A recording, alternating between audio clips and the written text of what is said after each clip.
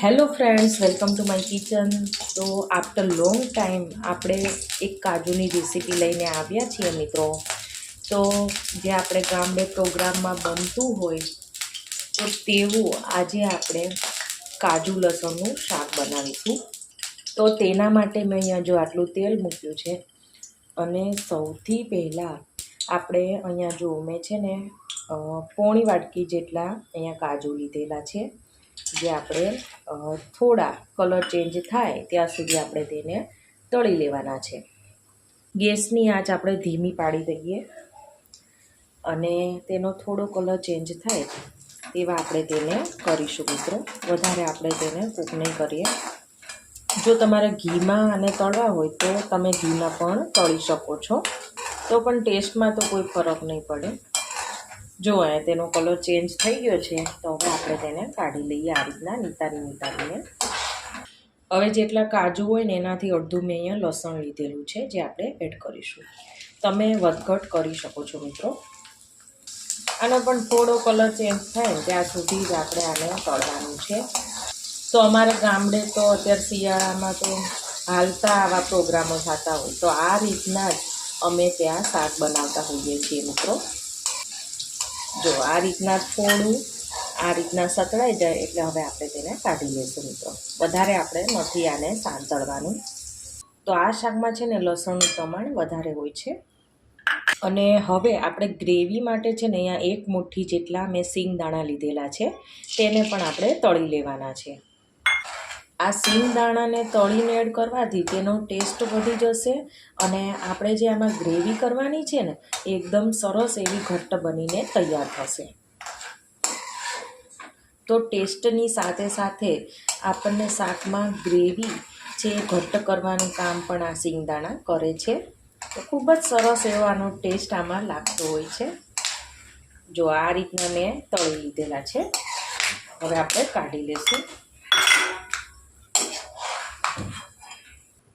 હવે છે ને જો ગ્રેવી માટે મેં અહીંયા એક લીલું મરચું, 8 થી 9 નંગ જેટલી આ લસણની કળી અને થોડા અહીંયા કાજુના ટુકડા, અહીંયા આદુના ટુકડા લીધેલા છે.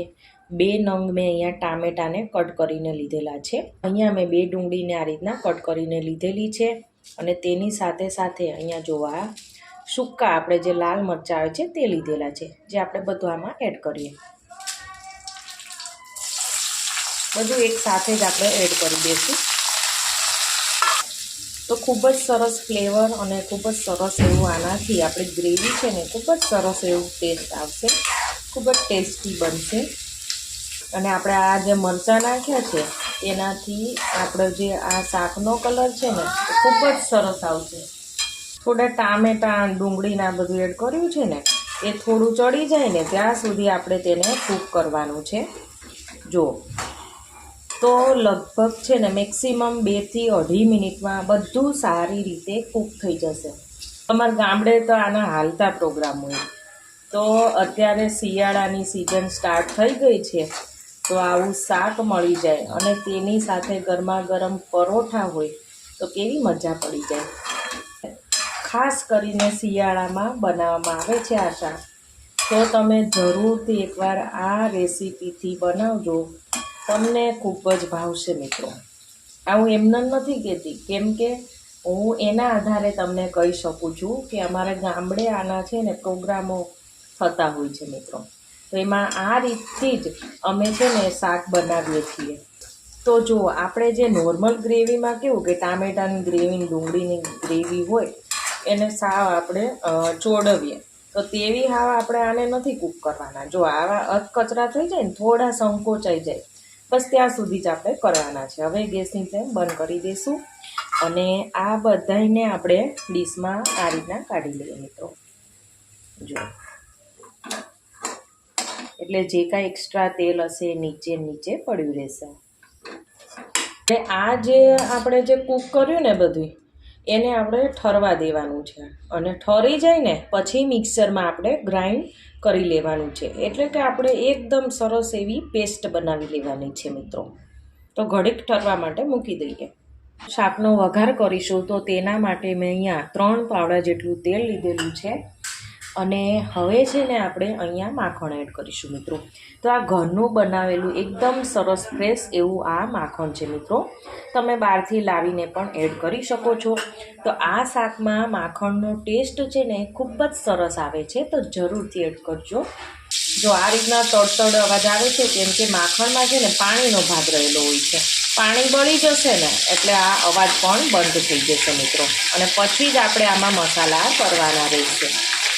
તો હવે અહીંયા છે ને આખું જીરું એડ કરીએ. શાક સરસ ડાયજેસ્ટ થઈ જાય તેના માટે ચપટી હિંગ. અહીંયા મેં ખડા મસાલા લીધેલા છે જે આપણે એડ કરીશું. મિક્સ કરીએ. અને હવે આ તૈયાર કરેલી ગ્રેવી છે ને એ આપણે એડ કરીશું મિત્રો. પાણી નાખી હલાવી બધું લઈ લઈશું. સ્વાદ અનુસાર નમક એડ કરીએ. ચપટી હળદર પાવડર, ધાણા જીરું પાવડર, ગરમ મસાલો, લાલ મરચું પાવડર.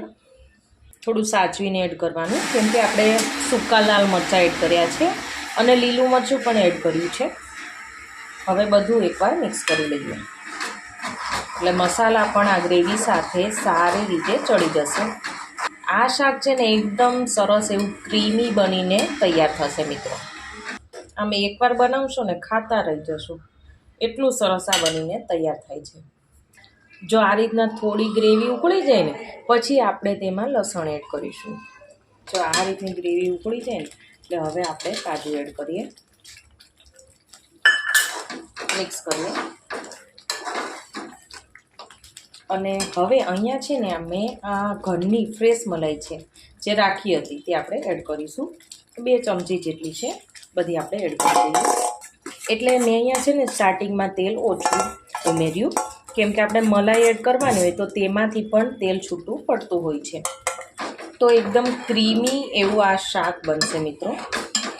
થોડું કાશ્મીરી લાલ મરચું એડ કરીએ.